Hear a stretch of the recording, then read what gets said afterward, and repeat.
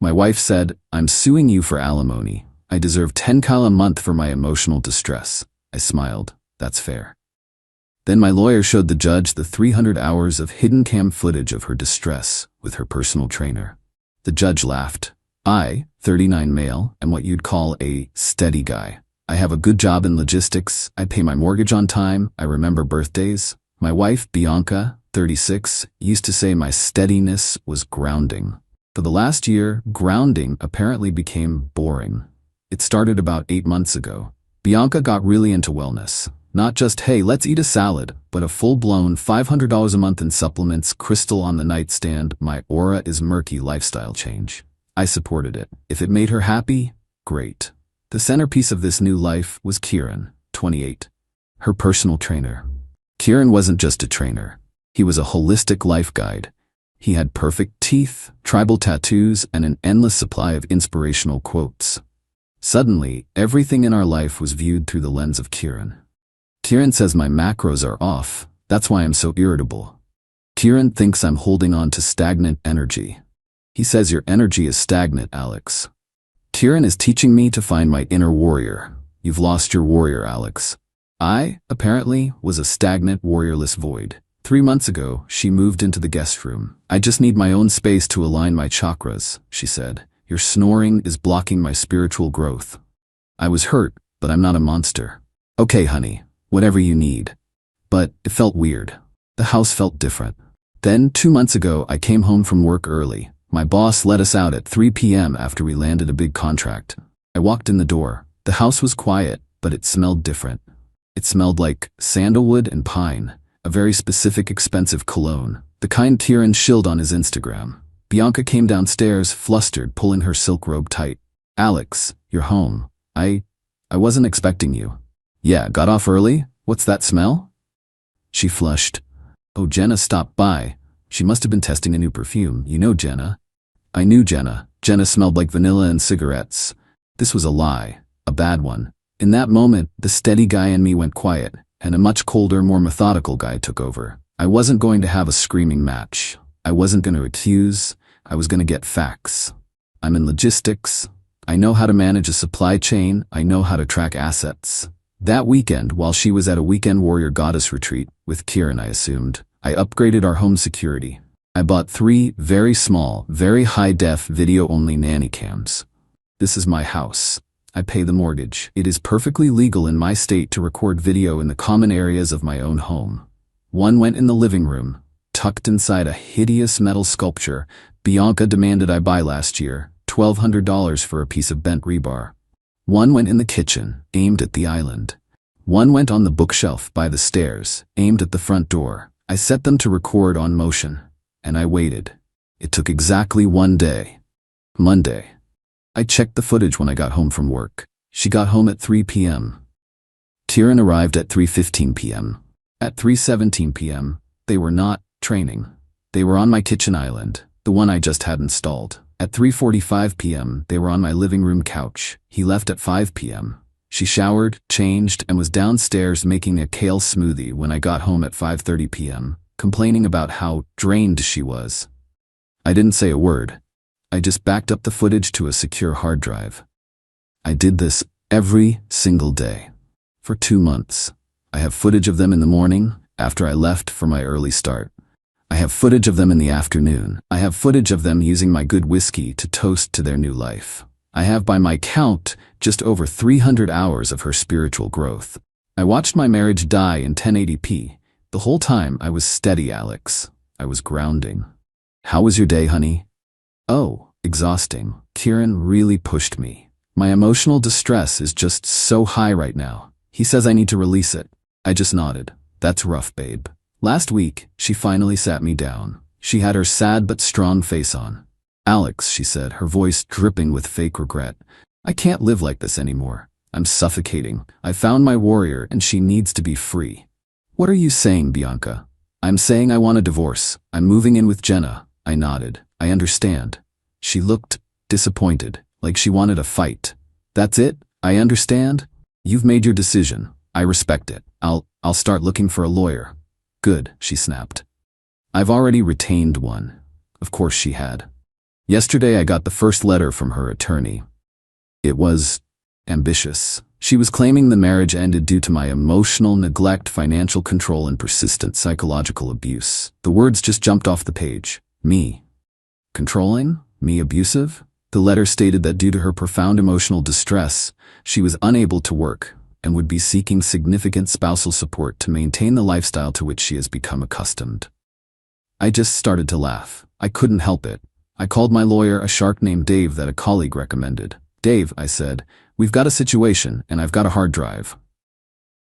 Update 1. It's been about 5 weeks since Bianca set herself free. The legal battle is in full swing, and the entitlement is breathtaking. First, let's talk about the cops. 3 weeks ago on a Saturday, I'm trying to just watch a baseball game, and there's a hammering on my door. I open it to 2 police officers.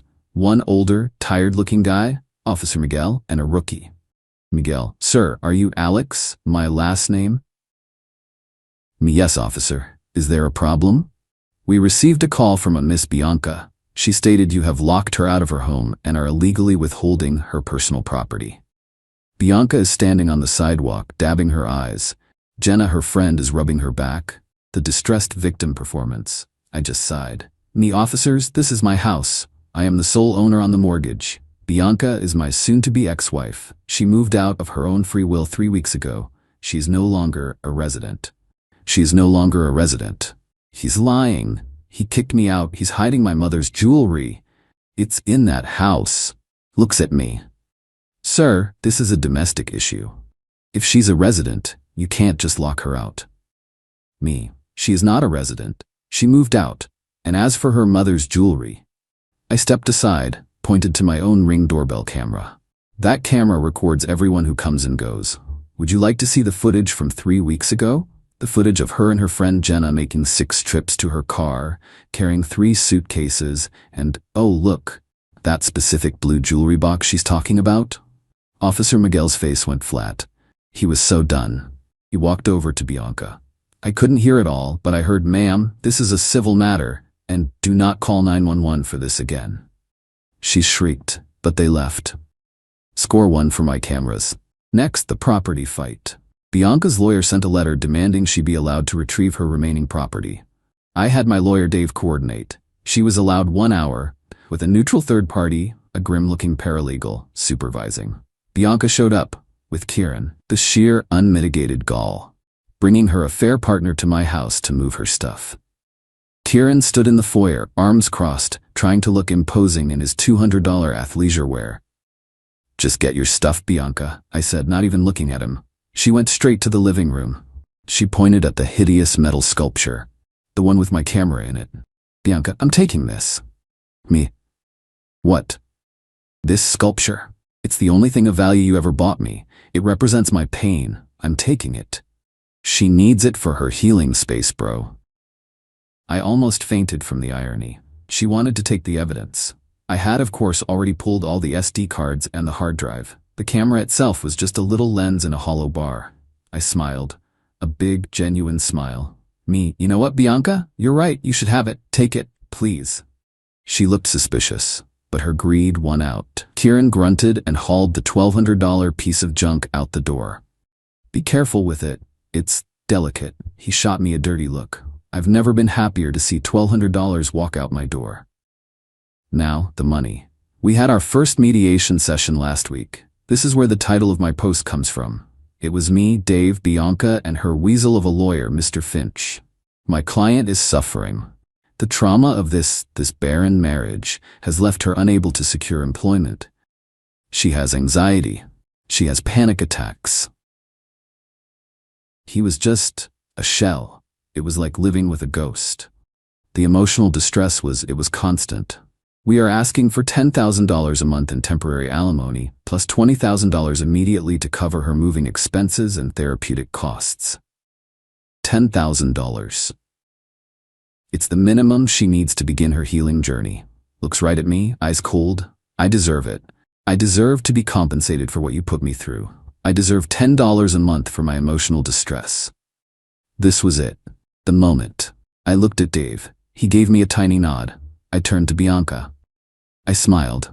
Me, you know what, Bianca? You're right. That's fair. You should get exactly what you deserve. Bianca's face lit up. Smug.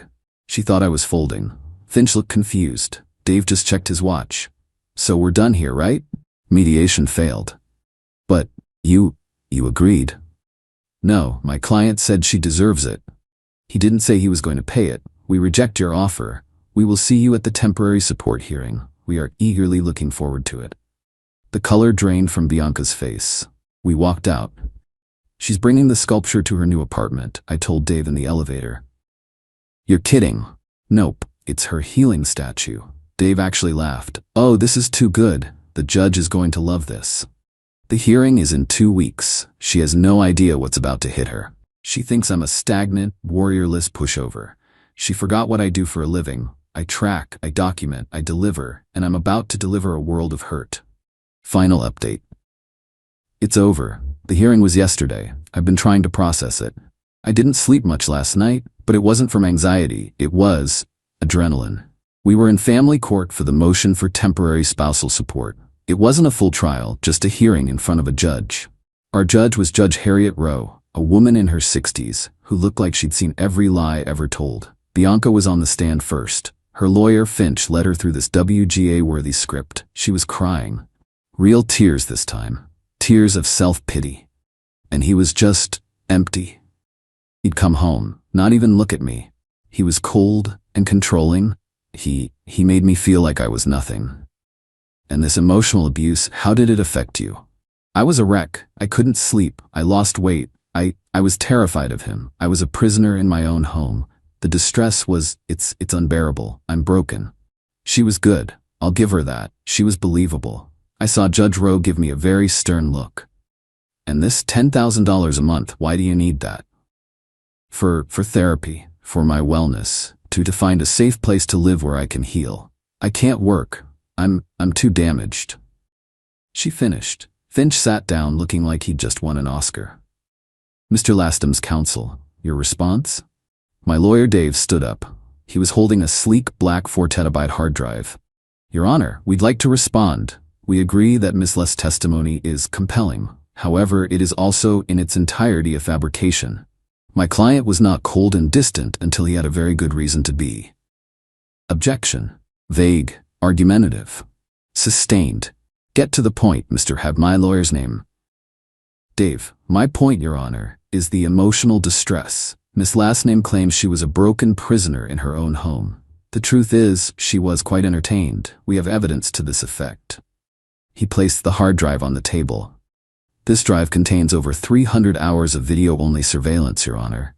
It was captured by security cameras with no audio in the common areas of my client's home. The home he solely owns, during the exact period, claims she was suffering this unbearable distress. We have prepared a 5-minute compilation of her suffering. Bianca's face went from pale to chalk. She was staring at the hard drive like it was a bomb. Finch. Objection, Your Honor. This is illegal. It's a violation of privacy. It's spousal abuse. It is perfectly legal in this state to record video without audio in the common areas of one's own property. No laws were broken, Your Honor. Unless Miss would like to claim she had a reasonable expectation of privacy on my client's kitchen counter? Judge Rowe's eyes narrowed. I will review the footage in my chambers. We would prefer to play it here, Your Honor. It directly pertains to the testimony just given. Fine, the courtroom will be sealed. Bailiff, clear the gallery. This is for the court's eyes only. They cleared the room. It was just us, the judge, and the court staff. Dave plugged the drive into the courtroom's AV system. This first clip is from March 12th, the day after my client allegedly flew into a rage over a credit card bill. Dave narrated. The footage appeared on the big monitors. It was from the kitchen camera. Bianca was not distressed. She was in lingerie, laughing, as Kieran hoisted her onto the kitchen island. She was feeding him grapes. Bianca's lawyer just sank into his chair. Next clip, Dave said. March 19th, she testified she was unable to eat for days after my client refused to speak to her. Footage from the living room cam. Bianca and Kieran on the couch eating my leftover lasagna with their hands. And then, well, next clip. April 2nd, The day she claimed she was too depressed to get out of bed. Footage from the front door cam. Kieran arriving. Bianca sprinting down the stairs and jumping into his arms, wrapping her legs around him. It went on for 5 minutes, a montage of her distress, her laughing, her dancing, her everything. Dave stopped the video. The courtroom was silent. Bianca was bright red, vibrating with rage. Judge Rowe took off her glasses. She rubbed the bridge of her nose. She looked at Bianca and then she laughed. It wasn't a little chuckle. It was a full, "Are you kidding me?" laugh. "Ma'am, you testified under oath that you were broken. You said you were a prisoner. You said you were terrified." I was. He drove me to it." "Drove you to what? Perjury?" "Ma'am, this footage shows you having what appears to be a very good time. The only distress I see here is the distress you're in right now, having been caught in a blatant material lie to this court." She turned to Finch. "Counselor, your client just committed perjury. Her entire claim for support is based on emotional distress that this video thoroughly and, I must say, graphically disproves. Are you sure you want to proceed with this motion?" Finch looked like he was going to be sick. Your Honor, we withdraw the motion for temporary support." "You do more than that.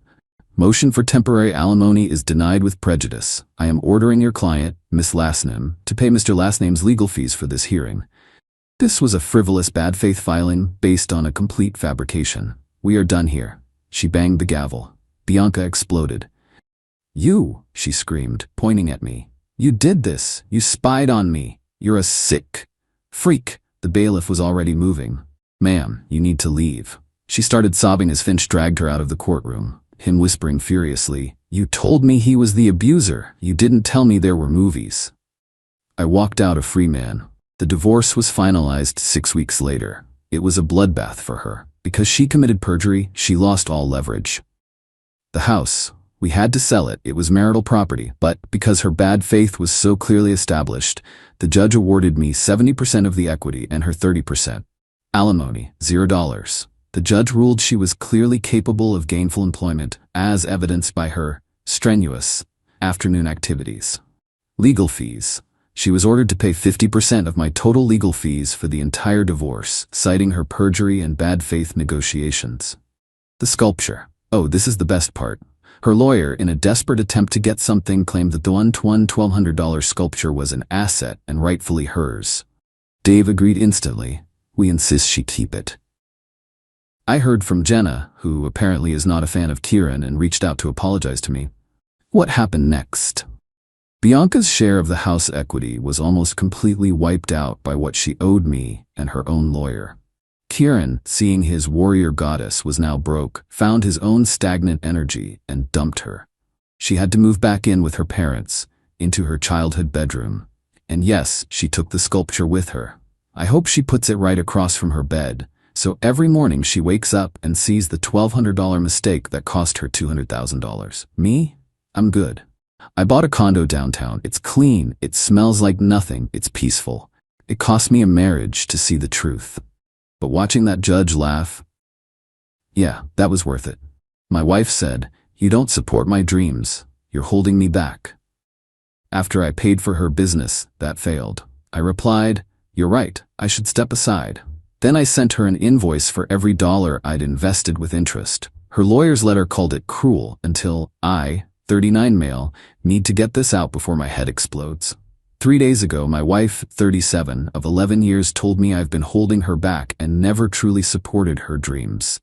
This came after I spent $87,000 funding her boutique clothing store that closed 6 months ago. Let me back up. 2 years ago, my wife decided she wanted to open her own shop. Vintage clothing, locally sourced accessories, that whole aesthetic. She'd been working part-time as a buyer for a department store chain. Decent money, but not her passion. I supported it, completely. We sat down, made a budget. She needed roughly $75 for first year's lease and deposit, $28. Inventory, $22. Renovations and fixtures, $15. Marketing and website, $6. Business licenses, insurance, MISC.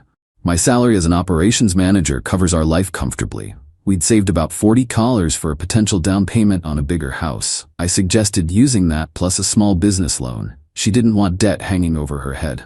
It'll stress me out and I won't be creative. So I liquidated some investments, pulled from my retirement account, took the penalty hit, borrowed $15 from my parents, got to $75, opened the store in March 2 years ago. By June, she needed another $12 for unexpected costs. Apparently the initial inventory wasn't enough and she'd underestimated seasonal needs. I pulled it together, took a second job doing weekend consulting, paid my parents back over 8 months. The store struggled. She blamed the location that she picked, then the economy, then COVID aftermath, then people not appreciating quality. She started coming home stressed, angry. Nothing I did was right. If I suggested adjusting prices or running sales, I was undermining her vision. If I didn't comment on her business decisions, I was disengaged and unsupportive. By last summer, the store was bleeding money. She closed it in September. Total loss. I never once said, "I told you so." Never threw the money in her face. I told her it was a learning experience. We'd be okay. We'd rebuild. Last week, she came home late from dinner with friends. Seemed off. I asked if she was okay. She exploded. "You know what? I'm not okay. I'm suffocating. This marriage is suffocating. You never believed in me. You just threw money at the problem and expected me to magically succeed. I gave you everything you asked for. You gave me money, not support, not encouragement. You were just waiting for me to fail so you could feel superior.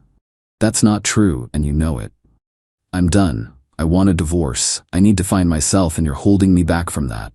I stared at her. Just stared. Then I said, "You're right, I should step aside." She seemed surprised I didn't fight it.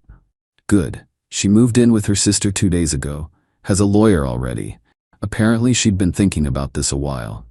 Yesterday I sat down with spreadsheets, calculated every dollar I'd put into that business. $87,340 total. Added 5% annual interest, reasonable business loan rate. Came to $94,683. Had my buddy who's a paralegal draft a formal invoice, professional letterhead, itemized list, payment terms, sent it to her email and her lawyer this morning. Subject: outstanding business investment, payment required. Her response 30 minutes later: "Are you serious right now?" "Yeah. Dead serious." Update 1. 5 days later, the fallout's been wild. My wife's lawyer sent a response letter. Called my invoice vindictive, cruel, and not legally enforceable. Claimed the money was a gift between spouses, and I'm trying to financially abuse her during a vulnerable time. My response through my own lawyer: hired the best divorce attorney my budget could afford. Please provide evidence that funds were gifted. Client maintains funds were business investment loans, as contemporaneous text messages will demonstrate. See, here's what her lawyer didn't know. I have texts. Lots of them. When she first asked for the money, her exact words: "I'll pay you back once the store is profitable. I promise. This is an investment in our future." When she needed the additional $12,000, "I hate asking for another loan, but I'll make this work. You'll get every penny back plus some when I'm successful." Multiple messages over 2 years referring to the money as a loan, as an investment, as something she'd pay back. My lawyer loved it. Sent copies to her lawyer with a note. Gifts are typically not promised to be repaid. These communications clearly establish expectation of repayment. But it gets better. I started going through old bank statements for my lawyer. Needed to prove exactly what I'd spent. Found something interesting. The business account was in her name only. Her insistence: I need full creative control. But I had access to the statements because they came to our house. Last 8 months before the store closed, $23,000 in business expenses that had nothing to do with business. $4,200 at a spa I'd never heard of. $3,800 at restaurants. We rarely ate out together during this time. $2,100 at a hotel. We never stayed there. $6,500 in cash withdrawals. Various shopping trips at non-business stores. I highlighted every suspicious transaction. Made a separate spreadsheet. Sent it to my lawyer. Pretty sure business funds were misappropriated. Is this relevant? Her response: "Oh, it's very relevant, especially if she's claiming financial hardship." Then the family started calling. Her sister: "How dare you bill her for supporting your wife's dream? You're disgusting." She called it a loan, multiple times, in writing. That's just semantics. Married people don't charge each other interest. Married people also don't blow $87 and then demand a divorce while claiming they were never supported. Click. Her mom called next, crying. She's devastated. She's depressed. She lost her business and now you're trying to destroy her financially? I'm trying to recoup money I lent her for a business that failed. That she's now saying I sabotaged by not being supportive enough. You make good money. Why are you being so petty? I make good money because I work 60-hour weeks. That $87 was a year's worth of savings plus retirement penalties, plus debt to my parents. It wasn't play money. She's family. She's divorcing me? Her choice. Hung up. My own parents called, confused. We heard you're suing your wife? Not suing. Yet. Requesting repayment of a business loan. Dad was quiet a moment. The $87,000? Plus the $15,000 I borrowed from you to contribute. Yeah. Son, we told you that money was a gift to you both. And I'm grateful. But I gave it to her business. She's divorcing me. I'm requesting repayment. When I get it, you're getting your cut. Mom sighed. This is gonna get ugly. It already is. Thursday, I got a call from a mutual friend.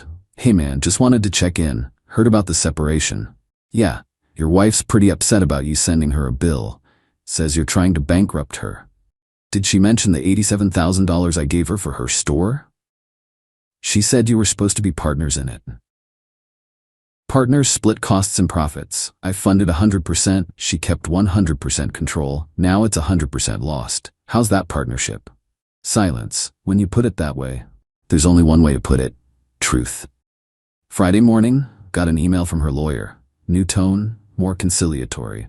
Perhaps we can discuss this matter reasonably. Client acknowledges receipt of funds but maintains they were marital gifts. However, she's willing to discuss a payment plan of $500 a month if you withdraw the interest and reduce amount to $80,000. I laughed. $500 a month would take 13+ years. My response through my lawyer, client rejects offer. Full amount due or we proceed with formal legal action and discovery process regarding misappropriation of business funds. That last part was the kicker.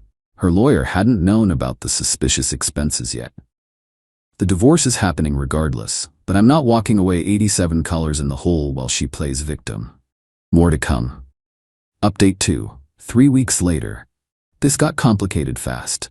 2 days after my last update, her lawyer sent a nasty letter threatening to file harassment charges if I continued intimidating his client with spurious financial claims. My lawyer's response was basically, bring it.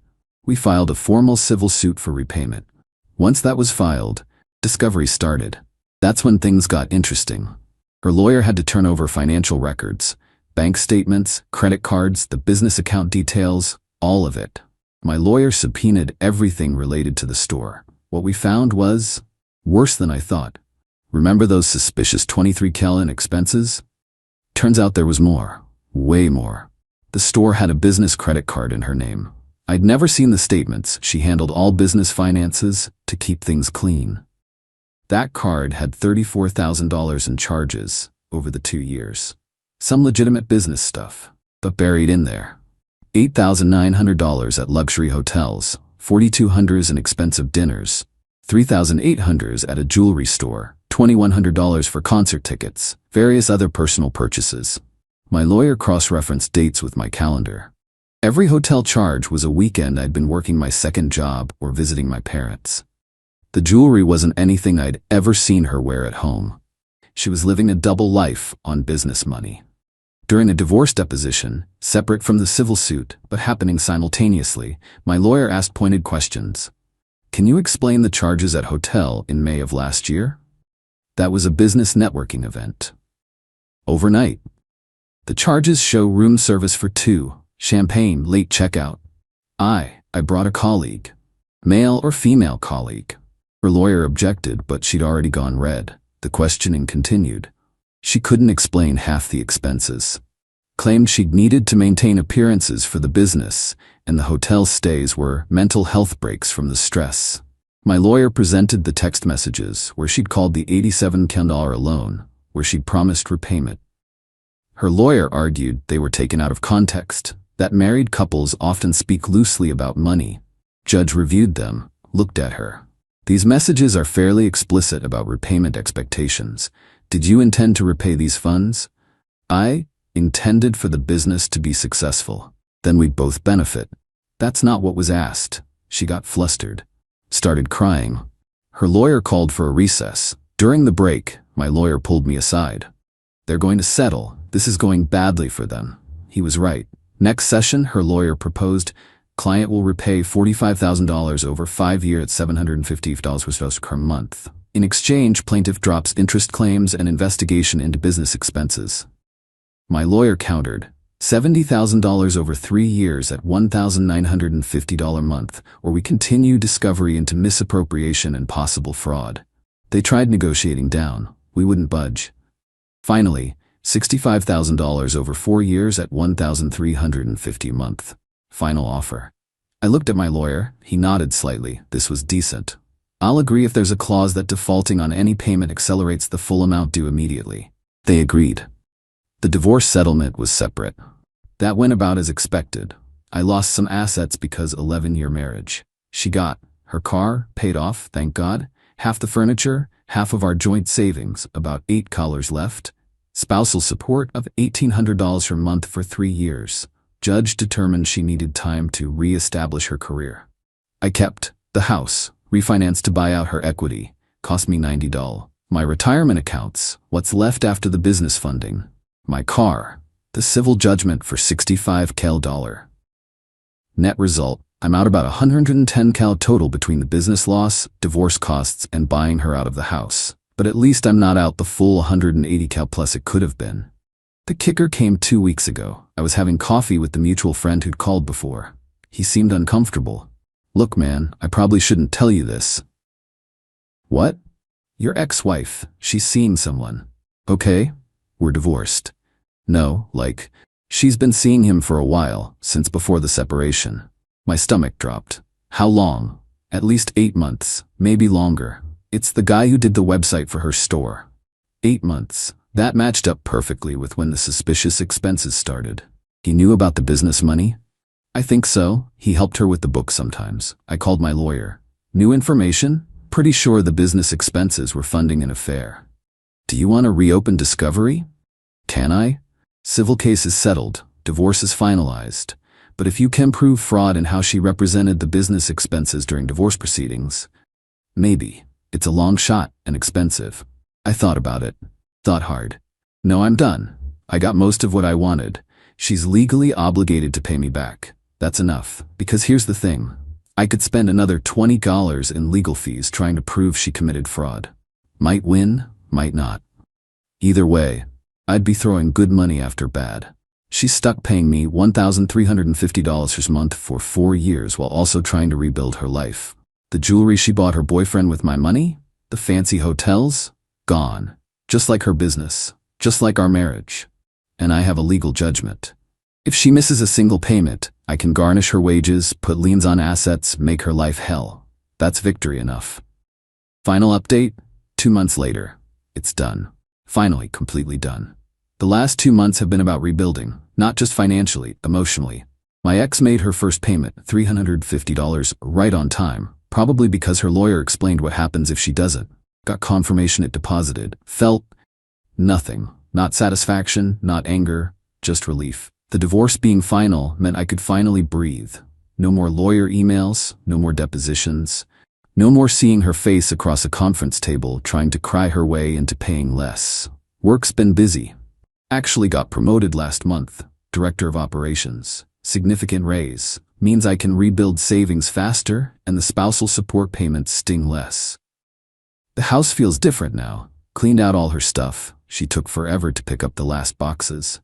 Repainted the bedroom. Replaced the couch she took. It's mine now. Completely mine. My parents were relieved when everything settled. Dad told me he was proud I handled it smart, not emotional. Mom just hugged me and said I deserved better. They're not wrong. Found out more about the boyfriend situation through the grapevine. Apparently, they're living together now. She moved in with him 2 weeks after the divorce finalized. The mutual friends who initially sided with her, most have gone quiet. Couple of them apologized once they learned the full story. One guy said, "Man, I had no idea she'd been using business money like that. That's messed up." Yeah, it was. Her sister still won't talk to me. Her mom sent one email, "I hope you're happy now." I didn't respond. Not worth it. The business debt repayment is automatic withdrawal from her account. Set it up through the court means I don't have to interact with her at all. $1,350 shows up in my account on the 15th of every month. I put it straight into rebuilding my retirement fund. At this rate, I'll have recovered most of the financial hit by my mid-40s. Not ideal, but manageable. Been on a few dates, nothing serious yet. Hard to trust after everything. But I'm working on it. Therapist says that's normal, that I need time to process the betrayal. Because that's what it was, betrayal. Not just the cheating, though that stung when I confirmed it, but the lying about the money. The manipulation, the gaslighting about me not being supportive when I'd literally funded her entire dream. She got to play entrepreneur with my money while screwing someone else on my dime. Then wanted to walk away with half of everything and paint me as the bad guy. Instead, she's legally obligated to pay me back for 4 years, lost most of her friend group, and has to explain to every future partner why she has a court-ordered debt to her ex-husband. Meanwhile, I have my house, my promotion, my peace of mind, and a legal judgment that ensures I won't take the full loss. Someone asked me last week if I regretted sending that invoice, if it was worth all the legal fees and stress. I thought about it, really thought about it. Yeah, it was worth it. Because it wasn't about the money. Not really. It was about refusing to be gaslit, refusing to accept being blamed for her failures, refusing to finance her affair and then walk away with nothing but the privilege of having supported her dreams. She made choices. Choices to lie, to cheat, to steal from the business, to blame me for everything. I made a choice too, to fight back, to demand accountability. The legal system isn't perfect. I still lost money in the divorce, still had to pay for her to re-establish her career, still watched her play victim in court. But I also won.